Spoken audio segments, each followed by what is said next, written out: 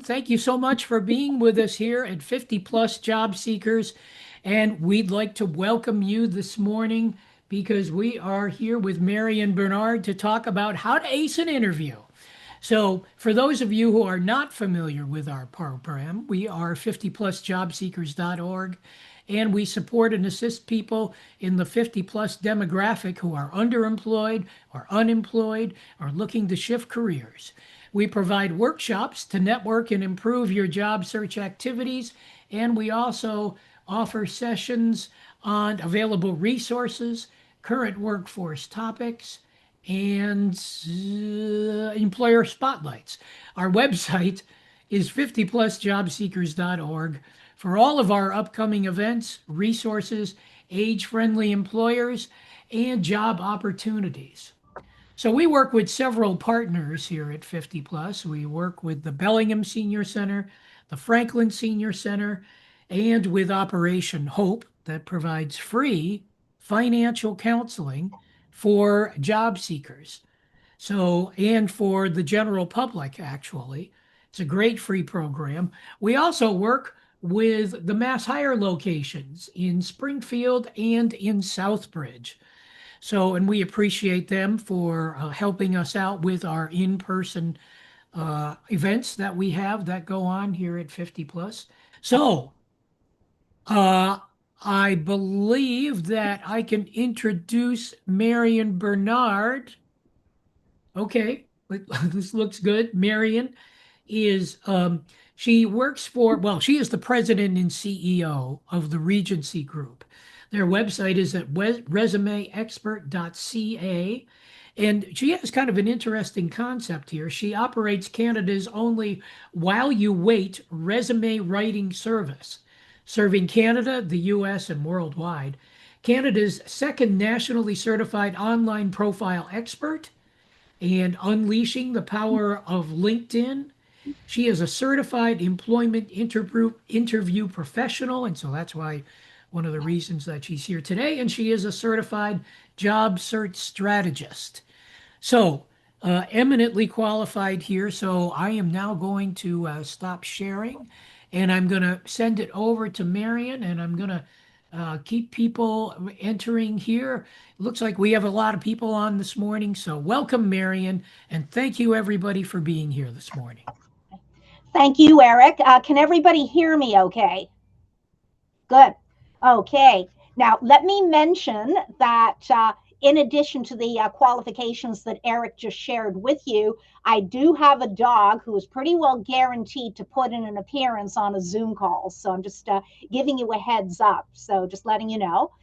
Eric, I'd like to share my screen if I may, and I'm just going to have you bear with me while I do this. And can everybody, give me just a second here. Can everybody see my screen? Yeah, it looks good. Good. Yep. Okay. Now, let me mention too that if you'd like to receive a copy of this PowerPoint along with some supplementary notes, I'd be happy to make that available. All you need to do is pop your information in the chat. I prefer going through this presentations and saving time for questions and answers after the presentation. So just letting you know. So I am ready to begin. And the first thing, what are interviewers looking for in suitable candidates? First of all, core competencies and skills. Now you're going to see the OMC abbreviation. Let's file that abbreviation in the back of our minds. I'll come back to that. Do you have the academic credentials, licenses? And let me point out, because I'm Canadian, that is the correct way to spell license in my neck of the woods. So just letting you know. Aptitude and knowledge, prior performance, any clues to predict future performance. The idea is, if you did it back then, are you comfortable delivering that kind of performance going forward by using the relevant skill set that you have? They're also looking for that intangible value, kind of like a je ne sais quoi. I know what I'm looking for. I can't put it into words, but I'll know it when I encounter it.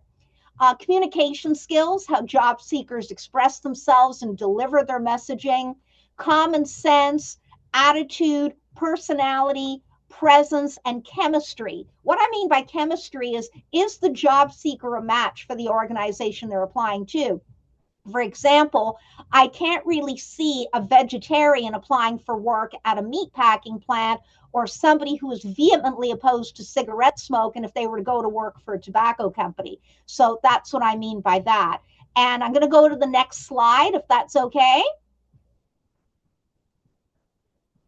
I'm going to assume that's a yes. Yep, Okay. looks good. Yep, Okay. looks And great, Mary. very quickly, the 10 subtleties that interviewers are looking for. There's a little bit of overlap here. And like I said, if you'd like a copy of this PowerPoint presentation and some of the supplementary notes, you're more than welcome to pop your email address in the chat, and I'd be happy to get that over to you. The three components to successful interviewing, and again, a little bit of overlap: communicating value, and we're going to go into that a little bit more deeply in a few minutes. Also establishing a good fit and promoting the likability factor. In business, we talk about people wanting to do business with those who they know, they like, they trust, that sort of thing. So again, you want to make sure that you are doing that. Now, you can appreciate that I uncovered a handful of information of how job seekers can score brownie points in an interview. And nasty me, I also uncovered examples of how job seekers can unintentionally strike out. One of them being not asking the interviewer their interest level in your application, and at the close of the interview, discreetly express your interest. The way you'd get around that is you would say at the end of the interview, "Thank you so much for taking the time to meet with me today. Based on what you've told me, I'm even more keen on this opportunity, and I hope that you think of me as a serious contender for this role." The next point, and I joke around when I write somebody's resume, and I've been doing this for, it'll be 41 years this coming June. I joke around that none of my clients can lay claim on this. Not being able to define what you've done on the job and actual achievements. We're going to dive a little deeper into that in a few minutes. Also, another way that a job seeker can unintentionally strike out is overemphasizing money, where they're only interested in the best dollar value. True story. One of my girlfriends, we've known each other since high school. I don't want to tell you how many years that's been. I wrote her daughter's resume when she was, the daughter was in her early 20s. And the daughter asked me, "Marian, when in the first interview do I tell them how much money I want to make?" And I said, "Well, typically you probably wait until maybe the second or the third interview with regard to salary information." My girlfriend's daughter said, "That won't do. I need to let them know in the first interview how much money I want to make." Keep in mind, I've known that my girlfriend's daughter since she was an infant, so I know a little bit about her personality. And I said, "How much is that?" And she said, "I can't settle for making any less than $250,000 a year." And I'm very calm, very composed. I joke around. I've got the Lady Gaga poker face going on. But in the meantime, I'm thinking, ah. And I said, "And how many hours," very calm, very composed, "how many hours a week would you be devoting towards earning $250,000 a year?" This is when she says to me, "Got to have Monday off because I'm recuperating from the weekend. Tuesday, can't start earlier than 12 noon because I always sleep in. Got to leave at 5 in the afternoon because I have an active social life, don't you know?" And the same thing for Wednesday and Thursday. Friday has to have the time off because she's got to get ready for the weekend because she will do the club scene and get blotto and needs a few days to recover. And she's saying this in front of her mother, my girlfriend, and I'm thinking, I'm not going to say a thing. So in my mind, I'm calculating, she only wants to put in 15 hours a week and earn $250,000 a year. Now, the currency exchange between the Canadian and the US dollar, there is a bit of a spread, but not that much. And I just said to the daughter, I said, "I can see you're really ambitious and I know you'll get there eventually. And when you do, I'd love to pick your brain and see how you did it." We just went on with writing the resume. Well, lo and behold, my girlfriend's daughter started getting interviews, landed her first job, entry-level job, started at $57,000 a year. And my girlfriend's daughter was still living at home at the time. And my girlfriend's daughter burst into tears. And I didn't say this, but I thought, welcome to the real world. So the moral of the story, I'm saying this a little bit tongue in cheek, do not go in and ask for 250,000 a year for working 15 hours a week. But there are ways that you can determine. Oh, are we still all together? Yeah, we are. I think that somebody had to drop off, Marion, but Okay, we're got it, okay. got it. Yeah. Okay. So what you can do, there are certain job websites that you can go to, and if you give me, I'll do that a little later on. Actually, Eric, if you could type in glassdoor.com, that is one way where you can research salaries based on companies, employee satisfaction, that sort of thing. So just Will letting you do. know. Will do. Okay. Let me look here. Poor personal appearance. Now, I'm going to share a bit of a story here. Um, I have on 6 separate occasions volunteered at Toronto's National Job Fair and Training Expo. I live within commuting distance from Toronto. And the National Job Fair and Training Expo, it's dubbed as Canada's biggest job fair. They say they typically attract 25,000 people per day. I personally think it's way more than that. And I was there with some of my colleagues to evaluate somebody's resume, where we would say, here's what's good about it, here's what's average, here's what needs to be beefed up.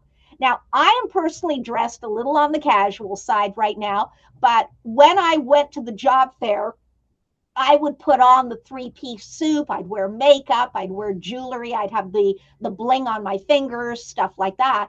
And my way of thinking was that the attendees at the job fair would dress as though they are in an in-person interview. No.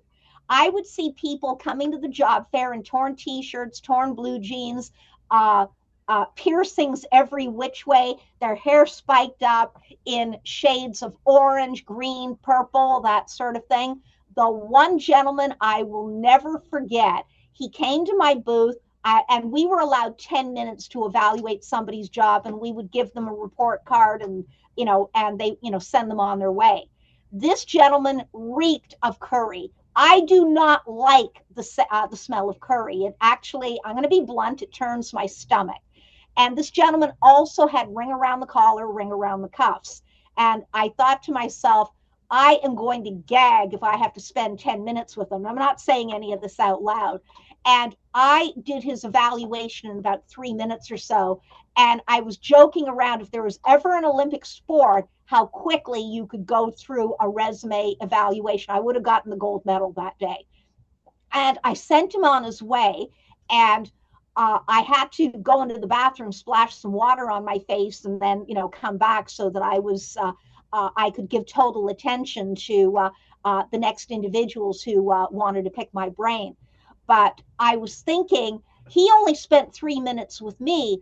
If he would enter into a deeper chat with somebody at the job fair, because you had people like Costco and a few other prominent local companies securing booths there, if they had the same feeling that I did about curry, this gentleman would have blown his chances. The next example of how job seekers unintentionally strike out: lack of interest and enthusiasm. They're passive, they're indifferent. And what you want to do here, even on a Zoom call, I'm old enough to remember when you only did interviews in person, because Zoom was considered science fiction stuff back in the day. You want to make sure that you're sitting straight, you're looking forward somewhat, you're not slouched over or anything like that. You definitely want to convey the message, I want to be here, and I'm showing through my body language that that's the case. Another way that job seekers can unintentionally strike out is saying nasty things about former employers. Now, before I started my own careers practice, I worked 10 years in corporate, just shy of 10 years. And I personally thought, I was part of a downsize. I was one of 35 people who were let go unceremoniously. And if I had interviews very shortly after wrapping up my service with my former employer, the emotion would have probably still been in my brain. One of the questions would be, why did you leave? And my 20 something brain back then would have said, I don't think it's fair. I think they're making a big mistake. Their attitude sucks. You don't want to say that, obviously. But what I would say going forward is, I'm being factual. I'm telling the truth. My employer had to downsize. They merged with another business unit. Out of 70 people in my business unit, 35 of us were pink slipped. I was one of the 35. Absolute truth. And I'm saying, factual, no emotion in my voice. Failing to look at the interviewer when conversing, lip fishy handshake. And I'm just going to, because we only have 42 minutes here, I'm going to kind of speed things up a bit. And I'm going to move to the next page, if I may. And come on, today would be nice. There we go. And some more examples of what not to do in an interview. So just letting you know. Now, the question that you'll almost always face is the dreaded tell me about yourself. And if an interviewer was to ask me that, and I'm going to deliberately answer it wrong, and I'm wondering if I can get feedback from the group here why the answer that I give will not cut it. So let's see, tell me about yourself. I've lived in Aurora, which is 30 minutes north of Toronto, for over 45 years now. I volunteered with Girl Guides of Canada for 20 years. I'm going to share something personal here. I've been married twice, divorced twice, 7 more. You call me Jaja darling. And before I continue, why is that an inappropriate answer to give in an interview? If I can get Eric, if you could if you could seek feedback from the group for that, that would be great. Do we just shout it out? Sure. Because you said all your personal stuff. Yeah, exactly. Mm. And maybe another answer? I'll fill in the blanks. I am not telling the interviewer one single thing of how I can contribute to an organization's success. The way that we are going to reframe my answer is by applying the OMC. You probably recall that acronym on the first page of this PowerPoint slide. The OMC stands for the Organizational Message Chart. And I'm going to go to the next page, and these are messages that communicate value. Now, let me mention you're seeing my very crude attempt at drawing an organizational chart in this presentation. And you see 3 very well-defined levels. We've got the president, think of an organization, and very simplified organization. Typically, the person at the top of the heap is the president. Next level down, you've got the vice presidents and the senior managers. And then the next level down, you've got the support staff. Is everybody with me so far? Yes. So glad that you're covering this, by the way, Marian. Yep. Oh, no problem. No problem. Now, so we have that 3-pronged approach, president, vice president, support staff in our heads right now. What if we were to frame our response into what's known as a presidential message? And the definition of the presidential message is to articulate the benefits and the value that we offer. That's part 1. Part 2, vice president's message. What actual examples can I pull from my career that I can share? And the final 3 of 3 would be the support message. What personality attributes complement the benefits and the values and the actual examples? Everybody with me so far? Yes. Okay, next slide. Here we go. Now, some common benefits, okay? How are you able to help? And you're not going to lay claim on all of these, not to worry. I will point out I've been delivering interview coaching for this coming June. It's going to be 25 years now. Every single person I've been privileged to assist can lay claim on at least one of these benefits, and sometimes 2 and 3. And there are others, but for brevity's sake, I chose to focus on these. So how can you help your employer make money? How can you help them save money? How can you help them save time? Can you offer them recognition? Let's say, for example, oh goodness, If, let's say, for example, you were Bill Gates' right-hand person, I'm just making something up, but, that would definitely be an impressive wow in that regard. How can you offer your next employer security, peace of mind, satisfaction, reliability, pleasure, health, and or wellness? And what I thought I would do here is, okay, stop that for a second. I'm going to stop sharing my screen for a second, and give me just a second here, if I may. Just a moment. Let me do it from this angle here. Okay. Okay, you can still see my screen. I'd like to go to another screen. Sorry, Eric. Yeah, I was going to say we see you right now, Marian. Okay, So that's good. yeah, That's good. yeah, Okay. but that's good. Yeah. Okay, gotta love technology, right? So give me just a second here, because I'm going to share another screen of mine where what I've done, let's do that one more time. Would help if I press the right button, right? Okay, and the screen that you should be seeing would be, give me just a second here. These are my interview notes, okay? Mm-hmm. And these are examples of above and beyond that I've been able to deliver in my own business. So what I'm going to do is I'm going to categorize all of these here, okay? So continue to attract and close sales, so on and so on, that sort of thing. To me, that sounds like can help my employer make money. Safe to say? Everybody with me so far? Yep. Okay. And the next one, elevated business activity, 35% in only 2 months. Sounds like that's another making money goodie for me. Since the fall of 2011, repeatedly captured 33%, saving money. Okay. The next one, regularly chosen to join select premier American-based resume writing firms. I currently am on the resume writing team for a firm in Detroit. I've also worked with one gentleman. He's since passed. Two of them actually have since passed away, but they were very prominent resume writing firms in their own geographic areas. So I'd like to say here, that would probably come under the banner of making money. Safe to say? Okay. Next one, landed an outplacement contract involving enclosure of that's one of the telecom biggies in my neck of the woods. So making money, formed and continue to maintain.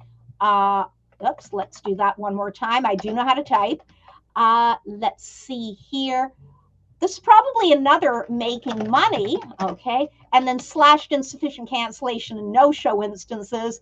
I probably categorize this one as productivity, efficiency, and performance improvements. So you see here 1, 2, 3, 4, 5, 6, 7 examples of above and beyond.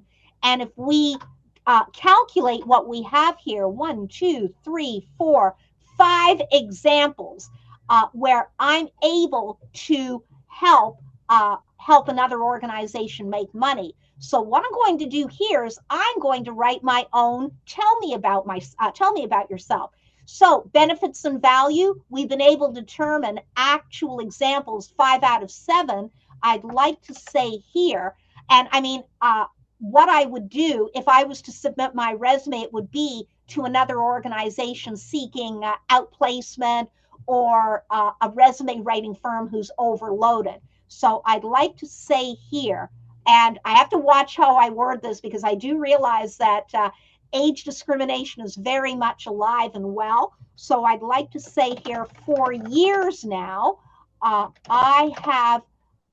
like to say here, I have helped my fellow resume writing colleagues increase their revenues while propelling, give me just a second here, I'm doing this on the fly, by propelling their customer satisfaction levels.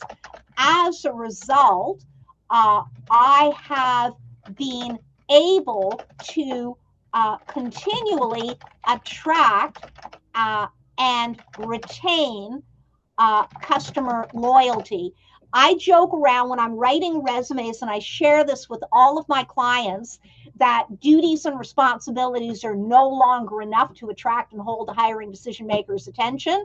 Rather, and you see here 7 examples of how I've been able to contribute to success. I joke around that your next employer, I joke around, they all listen to that American radio station, WIIFM. What's in it for me, your next employer? This is what's in it for your next employer. And then I would list actual examples of how I've done that. And then I would say something along the line of, I'd like to say here, job seekers can count on me to, I'd like to say here, elevate their confidence while positioning them as the person that hiring decision makers want to meet. Oops, I do know how to type. There we go. So let me mention too, a lot of times here, one of the other ways that job seekers can unintentionally strike out is when they're posed a question and they answer, that they will go on and on and on and on. This is the interviewee going on and on and on and on. And realistically speaking, you don't want to keep, there are some questions that you'll be posed, you'll answer yes or no, and you'll move on with the interview process. But there are some that are going to require an explanation.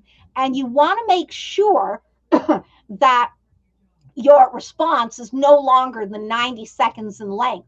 Now, even though that there are apps on your computer that can record how many seconds tick by, I am actually using an old school wristwatch to calculate that. And I need my glasses because the second hand on my watch is in red against black. Oh, joy.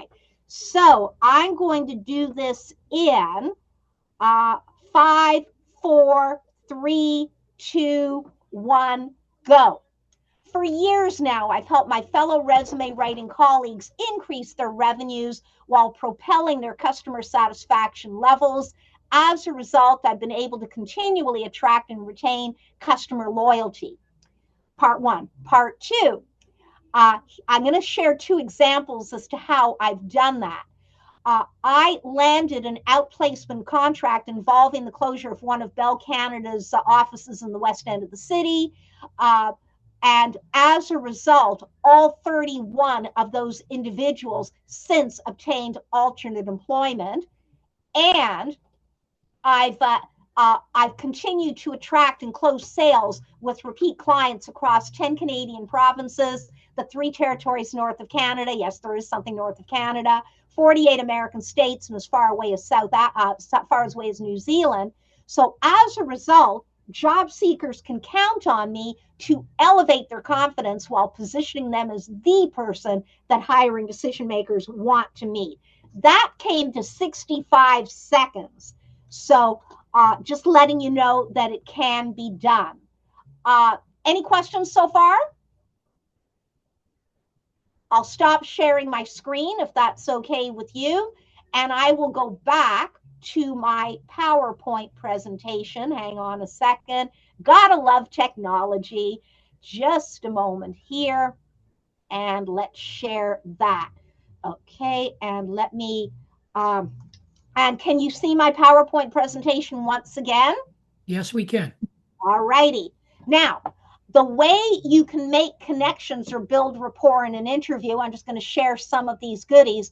Look for articles that might reveal the personality and the culture of the company and the interviewer as you either enter the office in an in-person interview or find out what makes them tick on a Zoom interview. Simple things can be used as an icebreaker.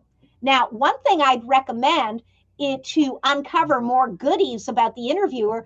go on LinkedIn and see what their profile says about them. And one example here might be, I noticed from your LinkedIn profile that you coach soccer, that sort of thing. When I write a LinkedIn profile, if I've got the room to do this, I will try and weave in interests and activities. Let me mention, I shy away from anything to do with politics, volatile subjects on both sides of the border, religion, same thing, and any sensitive personal information. And on my LinkedIn profile, I say I like to cook. I love to dance. I'm a top 40 music encyclopedia from the certain decades, that sort of thing, and so on and so on. So this way, I'm looking for things in common. So just letting you know. In an in-person interview, don't sit until the interview's been seated. In an in-person interview, don't place any items on the interviewer's desk. Mind you, if you meet at a conference table, you certainly can do so. What I would do is move my personal effects off to the side so that I have a clear line of sight between me and this interviewer, this interviewer, this interviewer, that sort of thing. And what I want to do, because I know that there's going to be questions, I'm going to kind of skim through this. And again, if you want to receive this presentation, you're more than welcome to pop your information in the chat. Now, study the hiring managers, and I'm on page 10. The pages are on the bottom right-hand corner of this presentation. Study the hiring managers' movements, and you'll be able to determine what's natural and what they might be uncomfortable with regard to the conversation or the answers that you're giving. Now, hiring managers can flinch too. Now, the way I've discovered that this is true, in the city of Toronto, believe it or not, over 145 languages are spoken. And although somebody's spoken English might be at the top of their charts, their understanding might not be. I'm going to share a story here. Both my parents, I'm a first generation Canadian in my family, and both of my parents were from Central Europe. My mom's understanding of the English language was about 65%. My dad, because he ran his own business, his understanding was about 80%. So although I couldn't always come to them to clarify something, and I joke around, I'm amazed my English is as good as it is, I learned to solve problems on my own.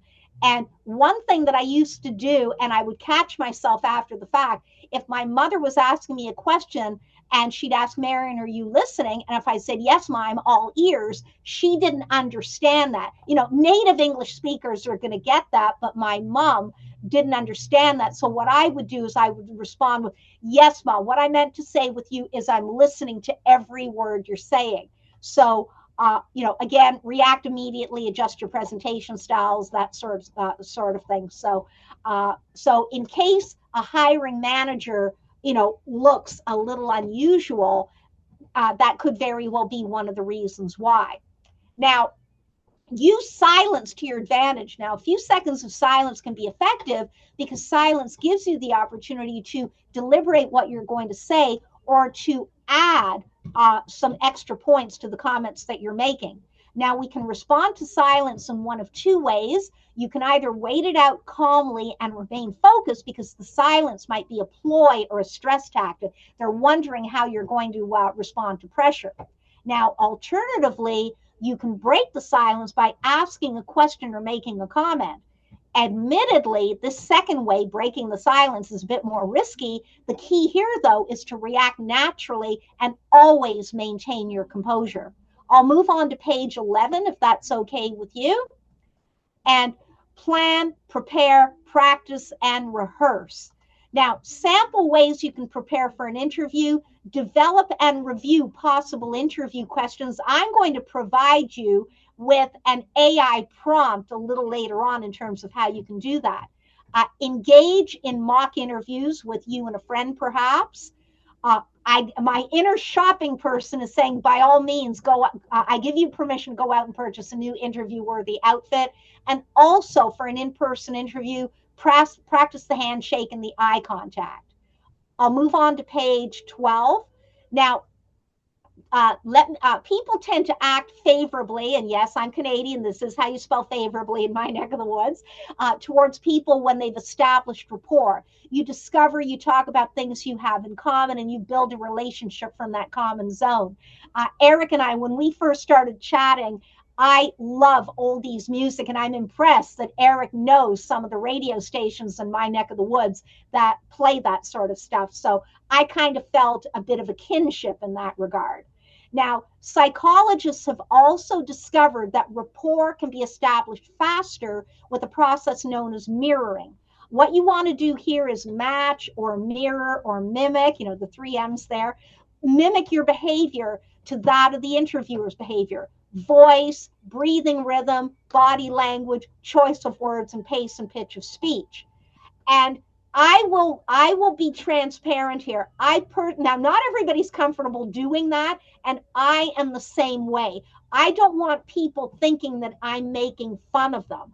I do know people who can do it effortlessly, and if you can, go for it.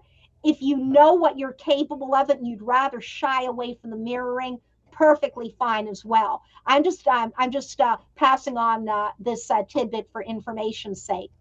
I'll go to page 13, and you can appreciate that Zoom, MS Teams, Google Meet, video, phone interviews, more the norm. When I used to write somebody's cover letter going back maybe 20 plus years, I might say something along the line of, I look forward to meeting you in an in-person interview. And you can appreciate COVID totally flipped the script on that, but the technology existed well before COVID. Now, scenario one, this job candidate did not have eyes in the back of his head. Now, this was my interview coach sharing this story. And my interview coach worked with a senior finance major, a student, and helped him prepare for such an interview. Unfortunately, the interview lasted only 5 minutes because the interviewer, a female partner in a major accounting firm, think like a Deloitte, a KPMG, that sort of thing, immediately saw a half-naked Kim Kardashian poster on the wall directly behind the job candidate. And the moral of the story is you want to be aware of your surroundings when the webcam is on. Now, I personally don't blur my background. Anything that's sensitive is outside of camera range. Now, when you've got the time, view an example of Skype got melded into MS Teams about a year or two ago now, but this URL should be active, and this went viral in the resume writing community, so I thought I'd share that, so just letting you know. Next scenario, do you mind if I put you on hold? Now, this is the assistant HR director for a Fortune 500 company talking. And he says, I began the phone interview thinking that Rosa was the leading candidate for a receptionist job they had open. Starting pay, pretty good. The benefits, which were to take effect after 90 days, great. 2 minutes into the phone interview, the interviewer heard a click, the infamous call waiting. Now, the interview continued with a second click and then a third. And you can appreciate that the interviewer was getting annoyed, but then he was shell-shocked when Rosa suddenly stopped the interview and curtly asked, just like this, can I put you on hold? Just like that. And without even waiting, the next thing the interviewer knows, he's on hold. Now, he wanted to give her the benefit of the doubt in case that might have been an emergency, but when Rosa returned to the phone call, she simply said, okay, where were we? And the HR director said, we are at the end of the interview. Now, the reason he terminated the interview is that the receptionist is typically the front line of contact with an organization, and they're supposed to project an image of professionalism and poise. And without even saying sorry, what kind of an image the hiring decision maker is thinking, what kind of an image is this individual going to project? Are they going to give any visitors their total attention? Now, let me mention, I still transact business using a landline. I have my landline turned off right now, so any calls would go to voicemail. Now, mind you, I did tell Eric earlier, I do have my stereo on in the background, And I am listening to the radio right now because one of the local radio stations in my neck of the woods, if they call your name and you call them back in 10 minutes, you can win $500 an hour. And obviously, Eric, you didn't see me go crazy at the top of the hour because they didn't call my name. So just letting you know. But this could have been prevented if you have a landline. If you were to, you could cancel call waiting by pressing *70. I've never had to do that on my cell phone, so I'll be honest with you, I don't know if that would hold true. But you want to make sure that you give the interviewer your total attention. Let's see, telephone interviews, and I'm just going to skip through this because I realize we have only 17 more minutes. And some more goodies. It's okay, Marian. It's okay if you go over. Well, it's not a crime. So okay, just to let you know that I have other goodies that I'd like to share. So yeah, this is what I'm thinking here. Now, a few more tips for effective phone interviewing. I won't ask what happened there. Use a landline wherever possible if you still have a landline, preferably with a long cord. Now, I have 3 phones in my home. One of them, the one in my office, I have a wireless headset, which has fantastic connection, and I could probably take you down the block and you wouldn't even know. I do have a cordless phone. I don't want to use that if I was to interview because of the static that could result. Disable extra phone features like call waiting. We alluded to that earlier. Keep a glass of water nearby. Transparency moment. Not only do I have my bottled water, I have a hot tea right now as well.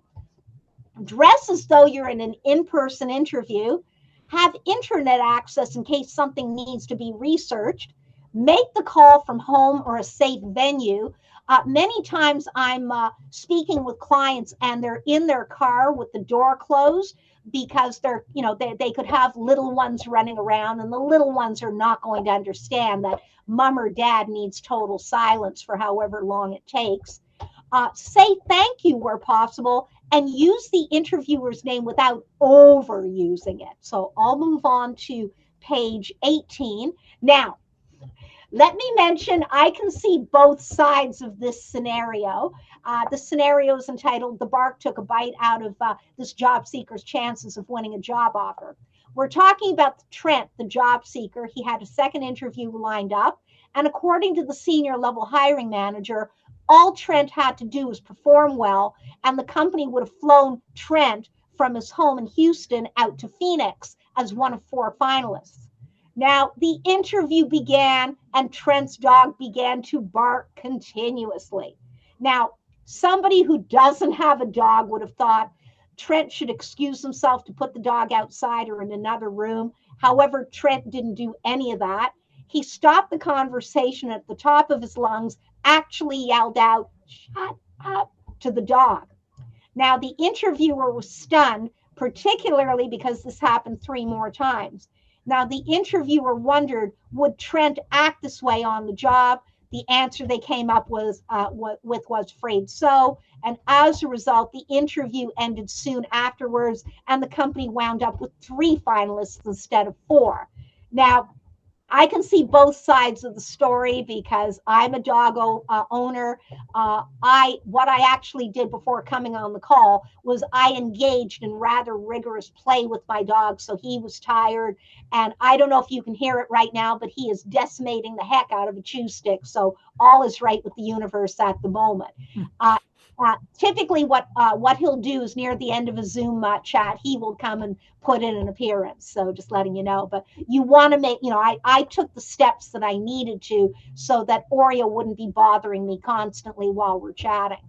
I'm going to skip the 4th segment because doing a video interview in a studio lighting sort of scenario, not as common anymore. Now, typical interview questions and how to respond. Now, why would you want to leave your present company? And let me, what I'm going to do is, I'll just answer these on the fly in my case. I would say, or why have you left your present company, depending on your, what's going on in your life. I would say just like the answer I gave earlier on in the presentation, my employer, my business unit and another business unit merge. Out of 70 people in our department, 35 of us were pink slipped. I was one of the 35, that sort of thing. Next question, when would you be available? The best reply is, when would you like me to start?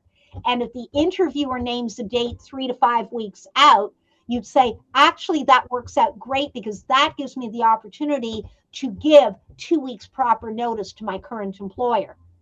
Now, what do you consider your strongest points? And you might you might say, actually, what you could probably do, and I'm doing this one on the fly right now, you could probably use AI. I personally use the free version of ChatGPT. You could probably plug in something like, I am a job seeker. Here are actual examples of my achievements. What character attributes are you able to extract from that? Give me, let's say, 4 or 5 character attributes that you see that I have, along with why those would be beneficial to an employer. So I just did that one just off the fly. So just letting you know. Eric, do people get a recording of our session out of curiosity? Airhead question on my part. Yeah, the recording will be available, as will the summary that is being put together by the Zoom AI companion. So, well, there you go. So, like I said, I did that one on the fly. So just letting you know, admittedly, I don't use ChatGPT as much, but I know enough in terms of how to structure a prompt for the best response. And you talk about a Twilight Zone moment here, and we're all boomers, and so am I.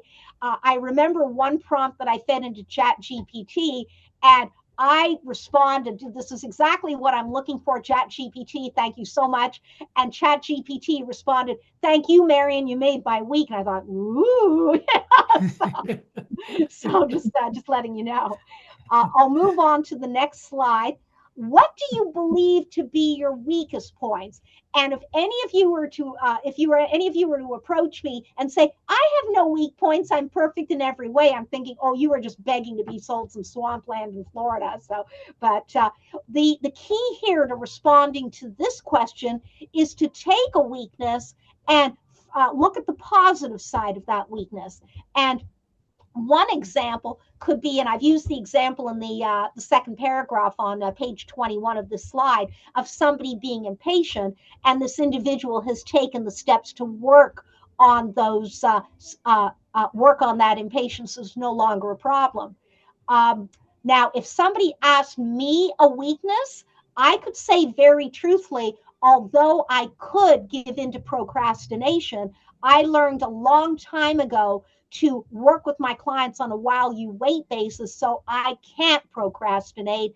And even when I'm not working with clients, if I'm doing behind the scenes admin work, I will typically schedule 30 to 45 minutes. And if I'm on a roll, that'll go to an hour. So I get a sense of accomplishment of what I've done in that particular time frame. And let me move on to page 22. Now, sample behavioral-based interview questions. Now, behavioral-based interview questions, that the minute you can spot a behavioral interview question about is, tell me about a time when you, that sort of thing. And the key aspects of behavioral interview questions: past behavior predicts future action, focuses on specificity, and I'll just move on here. Competency targeting. Oh, and I've even listed how you can frame your response to the STAR method. There's a gazillion of these out there, but situation, task, action, and results. And common generic examples would be, tell me about a time you had to deal with a conflict or a colleague. Describe a time when you were under a lot of pressure at work. Give me an example of a time you took a leadership role. Tell me about a time you failed. And the example here, I'll just give you a little bit of a hint on, tell me about how a time you failed. You can say, although I failed at performing this, and this task, this is what I've learned from it. So if I was asked to perform a specific task in the future, I want to set myself up for success. And transparency moment, pages 22 and 23 were created using ChatGPT. A little bit of tweaking on my part because it's rare for AI to give you the full answer on your part. You want to make sure that the responses are in your own voice. Now, sample AI prompt. This is page 24. Now, I've said here, you are an interviewer who specializes uncovering the information you need to know through behavioral-based interview questions. Could you provide me with 25 actual behavioral-based interviewers for someone applying for and here's where, what you see in the angle brackets, this is what you would fill in, name the job title you wish to apply for. In this instance, Marian, picked a sales non-management role and provide me with possible answers. And you can see here what AI provided me with. Tell me about a time you exceeded a sales target. Now, let me caution, you don't want to use these responses verbatim if they, with regard to your own individual scenario. Rather, what I'm doing is treating this as brainstorming. That's how I use ChatGPT. I don't use it generally for writing, but I do use it for brainstorming a lot. So these are designed to help demonstrate value, influence hiring decisions, and stand out quickly. And, so tell me about a time you exceeded. I asked for 25 questions, and you can see that we do have some pretty strong stuff here. So, and again, if you're in sales non-management, you want to customize these to reflect your own situation. So I'm just flipping through these. And then what separates average versus standout candidates, specific metrics. When I write a resume for somebody, I'm always looking for numbers, dollars, percentages, rather than say I increase sales. Nasty me is going to come along and say by how much. And if you go, that's not going to fly well in the interview. And clear structure. We talked about the STAR method. This is a variant, situation, action, and result, client-focused outcomes, and evidence of growth and adaptability. So AI, when you know how to ask it give it the right prompts, it'll give you answers that'll blow you away, quite honestly. And how this strengthens your candidacy, that sort of thing.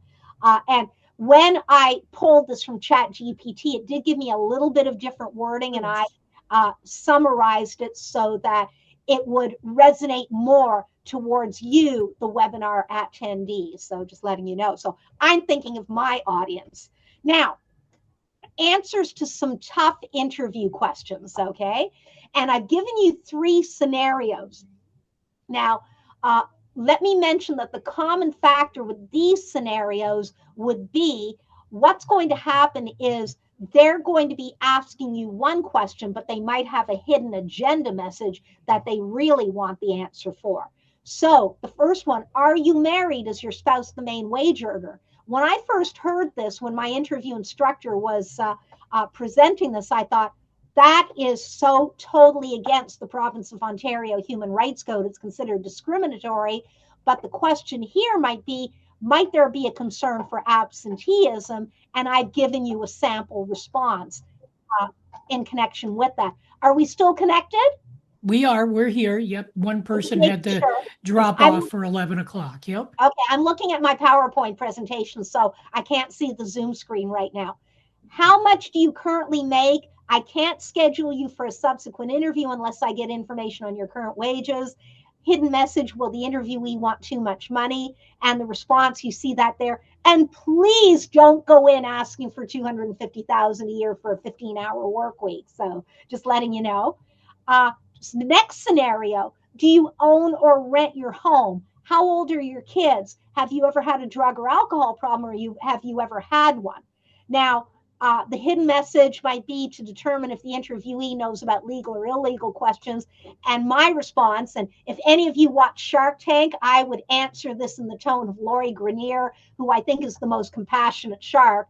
I'd say, you must be testing my knowledge of the, in my case, Ontario Human Rights Code. I'm afraid those questions are illegal. And to give you an idea of what is considered discriminatory according to the Ontario Human Rights Code, I would imagine that the state of Massachusetts has something comparable, but Very similar, yes. yeah, Yes. they're not allowed to discriminate based on race, gender, skin color, handicap, either real or perceived. A real handicap might be, and you can tell I'm being politically incorrect here, somebody who might need to rely on a walker to ambulate around. A perceived handicap might be a learning disability. It's been discovered that Kevin O'Leary has dyslexia, so does Barbara Corcoran, and that hasn't stopped them. Somebody's ancestry, sexual orientation, where you were born, your age, ethnic origin, marital status, citizenship, family status, religion, record of offenses, or receipt of public assistance. Now, let me just talk about religion for a second. Now, I'm quite familiar with the Jewish community, and there are a lot of Jewish holidays that may or may not coincide with, some of the more householdy ones like Easter, Christmas, stuff like that.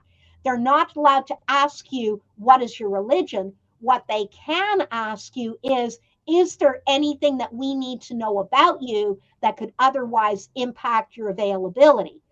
For example, I think it's, give me just a second here, next week in the Jewish community, Passover starts the evening of Wednesday the 1st and April the 2nd, and typically Passover runs several days. So if somebody was observant Jewish, they would have to take off at least the first 2 days. So just letting you know. Let me move on to the next one here. This is the final PowerPoint slide. Step 1, record key points as soon as possible. Step 2, write a thank you note. Step 3, mark your calendar to contact the primary interviewer at some future date if necessary. If, let's say, for example, they're interviewing the week of, starting the week of April 6th, you want to, and you're interviewed there, you'd want to start following up maybe every 2 weeks after that. Now, prior to any after the interview contact with your targeted employer, conduct an image checkup. In other words, how would it appear if I, on my own initiative, devote some time towards acquiring even greater knowledge regarding what makes your organization tick? In this way, I'll be in a better position to hit the ground running and represent your organization with the utmost of professionalism. And I did not use AI to write that, so just letting you know. Next step, don't forget to update interested parties. If somebody is telling you about a particular job opportunity, you want to keep them in the loop. Next step, don't accept the offer before you get it, because 5 minutes after you leave the office, management could decide to freeze all hiring practices until the new budget is approved. Thank goodness we are on the right side of the calendar right now. And 1 in 20,000 shot you'd experience this. Closer to the end of the year, it would be 1 in 10,000, because the vast majority of companies, their new budget takes effect on New Year. Now, the final one here is entitled Make Plans for Learning and Growing. And I'm going to read an article that I send all of my interview clients. And what I'm going to do is I'm actually referencing a Massachusetts native. Back in 1992, his name is Jay. He was my interview coach. He was 40 years old at the time. He found himself broke in every area of his life. He was fired by one of his best friends. He had no career direction, and he was financially, emotionally, physically, and spiritually broke. He was behind on his big mouth promises to his family. He was an embarrassment to his friends, and he was a disgrace to his own potential and to his own expectations. He worked hard. He was a nice guy. And give me just a second. I'm listening to the radio here to see if they call my name. Hang on. Nope, they didn't call my name. Okay. The one exception that I use to interrupt an interview coaching session, but at least I know. Now, Jay worked hard. He was a nice guy, he was educated, and he had a burning desire to succeed. Now, given all of the gifts that were bestowed upon Jay over the first 40 years of his life, including a loving family, good friends, and a good college education, you would have expected better results and more successes from him. He found himself struggling with every aspect of his life, and he was failing at every turn. Now, Jay knew that the definition of insanity was doing the same thing over and over again and expecting a different result. He was determined that he would not spend the next 40 years the same as his first 40 years. This is when he made the decision to seek out a well-known success and business coach. We are talking Tony Robbins. And for Tony to deliver personalized coaching, you need the money to be able to afford something like that. Now, Tony asked Jay 5 questions. Question 1, how many nonfiction books have you read in the past year to improve your knowledge, enhance your skills, and improve your value to the marketplace, your family, and your community? Jay answered 0. Next question, I'm going to be old school here. How many audio tapes and CDs or podcasts have you listened to in the past year to improve your knowledge, enhance your skills, and improve your value to the marketplace, your family, and your community? Jay answered 0. Question 3, how many videotapes, DVDs, webinars have you watched in the past year to improve your knowledge, enhance your skills, and fill in the blanks? Jay answered 0. Question 4, how many classes, continuing education courses, have you taken in the past year to improve your knowledge, enhance your skills, and yada, yada, yada? Jay answered 0. Now, Tony asked Jay 4 excellent questions, and Jay responded with 4 horrific answers, coming up zeros each and every time. Then Tony asked Jay a 5th question, and it was this 5th question that changed Jay's life forever. In effect, this 5th question turned around 40 years of misfortune into 40 years of fortune. And that question was, drum roll please, then how do you expect your bank account or anything else in life for that matter to grow and prosper tomorrow if you're not willing to grow today?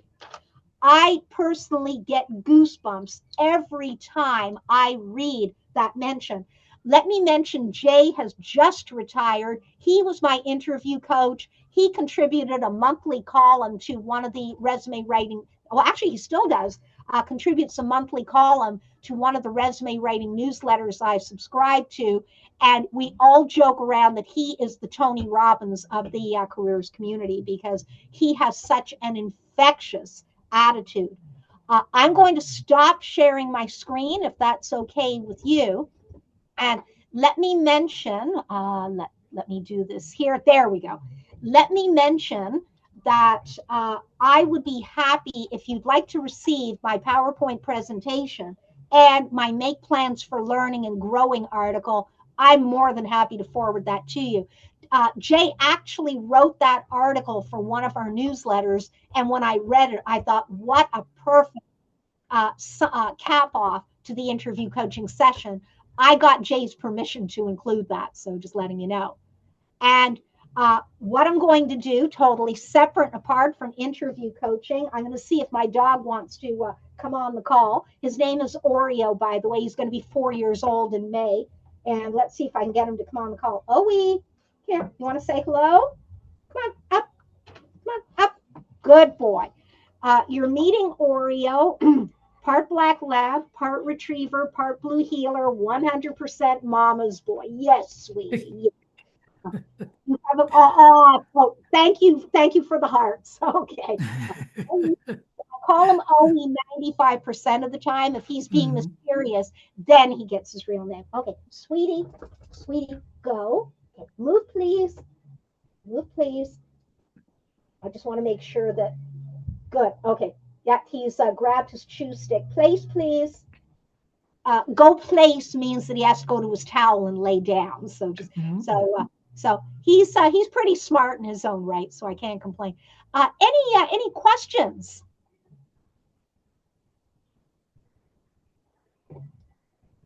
You mean I've explained it so well that you guys will run with it? Yes. No, do you have a question, Leah? Oh no, she explained it so well that I Oh, don't thank you. have questions, but I did put my information in the chat so that you can Great. forward it to me though. Well, tell you what, if you guys, let me just see what we have here. Okay, let me just have. I'm just looking You know, at. there was one comment in the chat that I wanted to mention to you, Marian. Leslie said that was your strategy about procrastination there. Did you see that?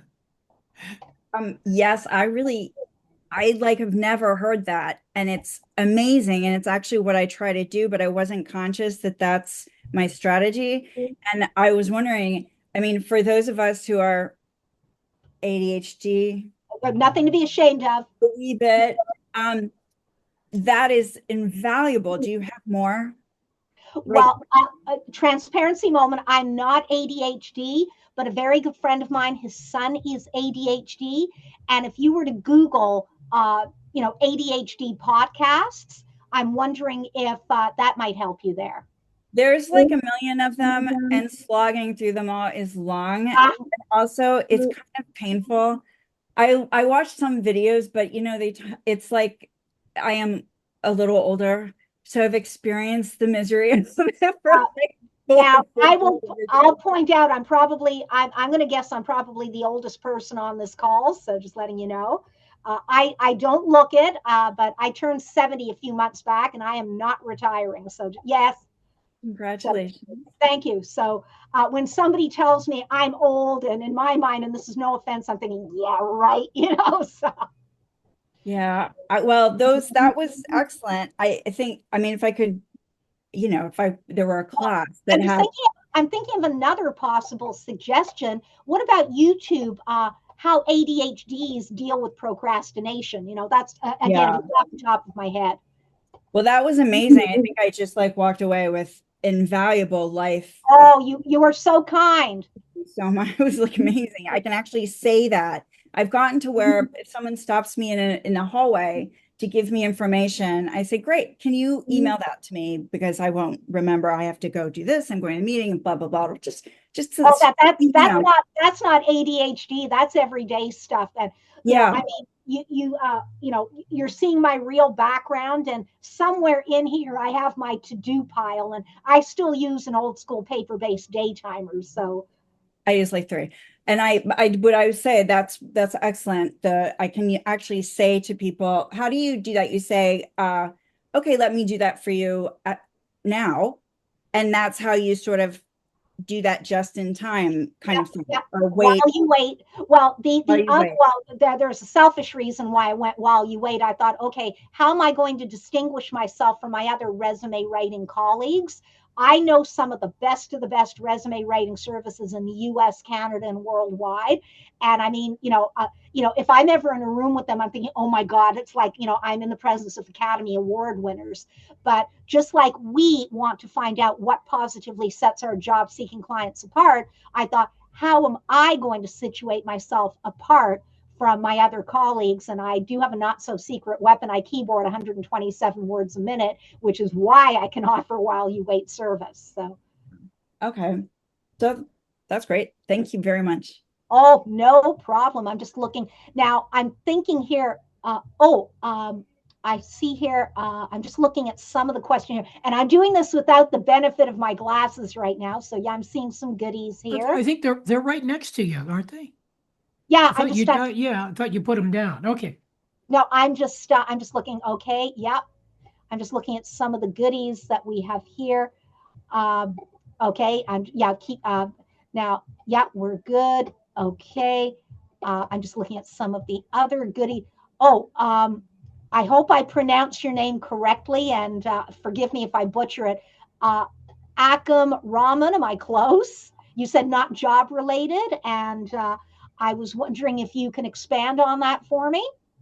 Yeah, I think that was in relation Yeah, Akam, if I can just be, Yeah, please. when you Go were ahead. talking about your how got to find the words here. How to tell me about yourself. Ah, Your first answer there that you gave that was not right. Yeah. So oh, I see what you're saying. I see what you're saying. Yeah. yeah, Okay. yeah. Am I And correct in that, Akam? Yes, that's correct. Thank Okay. you. got it, Okay. got it. Because I wasn't looking at the chat while I was delivering the Yeah. presentation, so I'm looking at it right now. I'm just looking at some of the other goodies that we have here. Ah, okay. Yeah, the weaknesses, I actually addressed that in the PowerPoint slides. Mhm. Take a weakness, but look at the silver lining of the dark cloud that weakness presents. And oh, I'm smiling, Leslie. You know, this is the most amazing strategy I've ever heard. Okay. Give me just a second here. Yep, got it, got it, got it, got it, got it. And I'm just, okay, give me just a second here. I'm just trying to, for some reason, I don't know if I can save the chat. So, You can. Eric, And as a matter of fact, everybody can save the chat. So right under the X in the chat window, you see three dots. So if you click on those three dots, it'll give you an option to save the chat. okay, I'm not seeing that on my side right now, I'm afraid. Really? So I'm wondering, Eric, would it be possible for you to save that chat and email it to me? I will. Yes, absolutely. And any other questions? How do you save the chat? Because I'm on my phone and I see the three dots, but it says participants, share, record, show. And where's it at in here? Would there be a more button? Pardon me, would there be a more option there too? That's what I hit. And these are all the options under the more. Ah, Well, yeah, I can't help you on a phone, Leah, but if you'd like, let's see, you did put your email in the chat, so I'll send you the chat if you'd like. Okay, that would be very nice. Thank you. And also, I'm still going to send you my resume too. So, Yeah, good. That's good. oh, you're talking to Eric, is that correct? Yeah, we had talked offline, Ah, yeah, about that. So, yeah, Marian, one of the big questions that we get whenever we talk about networking, interviewing, that type of thing, is that getting through that "tell me about yourself" question. So I appreciated that you kind of gave everybody a recipe for that in the presentation. That is just so wonderful because, well, I and wanted so to many people also they freeze up. I mean, there's that too, and I don't know. Do you have any suggestions for that about? uh, I'm going to share a personal story here. Now, as you guys know, I don't look 70. I look way younger, and I have always looked way younger than my age. And when I first launched my business when I was 29 years old, this is pre-internet, so I'm really a fossil here. I started attending local chamber of commerce meetings, and one of the big muckety mucks within the local chamber of commerce want to know what I do. And back then, working from home was pioneering stuff. You just did not work from home back in 1985. And, some of the other things I was doing at the time. And she said, your ideas are too far out there. You're not going to succeed, that sort of thing. Your competition is intense. I live in a town with 65,000 people. And, there were other services doing what I'm doing. I'm the only one still standing now. And I've always had this I'm going to prove you wrong mentality, that sort of thing, that, you're issuing me a challenge. I am, I'm going to rise to that challenge and then some. And I was at a local function. This is going back about 10 years ago. And I bumped into that lady and she said, how are you doing? And I said, I'm actually, well, at the time, I'm going to be celebrating my 30th anniversary in business in a few weeks. And she kind of walked away from me and I could see the tail between her legs. And I thought, yes. So, if you want to adopt my I'm going to prove you wrong strategy, go right ahead. And And I'm coming up to 41 years in business this coming June, and I hope to never retire if I can help it, touch wood.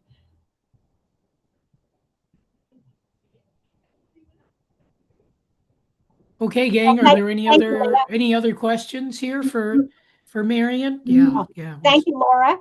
I'm seeing the emojis fly up. Right, they're floating around there. Yeah, yeah, yeah. Oh, thank you, Kevin. Yeah, some good practical strategies here is what you've been able to give us, Marian. So, did you have any final thoughts or anything, Marian? Or Nope. Okay. If you haven't done so already, if you'd like to receive my presentation, and if you'd like to receive the Make Plans for Learning and Growing from a fellow Massachusetts resident, I got it from him without the benefit of AI. Pop in your email address.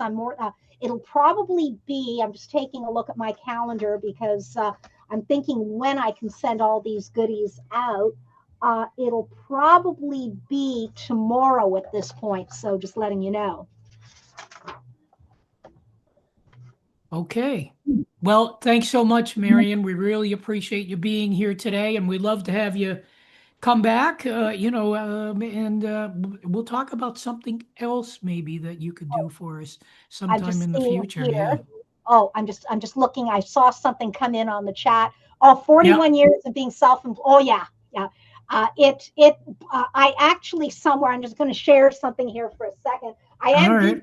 head to toe, by the way. This is something, whoops, because Aurora is a relatively small town. I actually received this from the mayor of Aurora, Ontario last June. So my 40 years in business. And if you were to go to my Facebook account, there's a picture of the mayor and I shaking hands with one another. So this is something I'm incredibly proud of. You got to put that up on the wall there behind you, yeah,